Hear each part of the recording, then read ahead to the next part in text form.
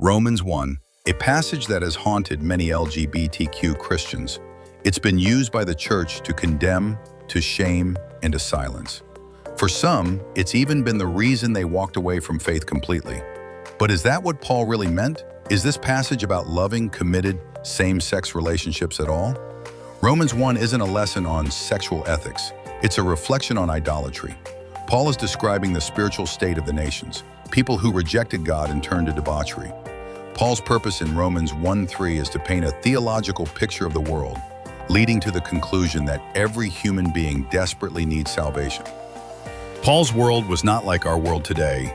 In the Roman Empire, same-sex behavior often meant pederasty, prostitution, or domination over slaves.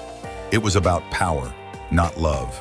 Paul wasn't talking about two people in love. He was talking about lust, exploitation, and excess, things all of us are called to avoid. A common narrative among LGBTQ individuals within the church today would be, I didn't choose to be gay. I tried to fight it. I tried to be straight. this isn't about choice, this is about identity. Matthew Vines explains that the people Paul describes exchanged opposite sex for same-sex relations. That assumes they were capable of heterosexual attraction. That's not true for many of us today.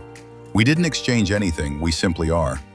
When Paul wrote these texts, he likely didn't have anything close to our context of loving same-sex relationships in mind at all. He was writing into a culture that celebrated violence and punished the victims of sexual assault. And yet, the church uses these verses to condemn the LGBTQ community while skipping over the verses that follow in the next chapter. Romans 2:1 flips the judgment on its head. Paul says, "You who judge others are guilty of the same things." This isn't about gay versus straight. It's about brokenness and the grace available to all of us in Jesus.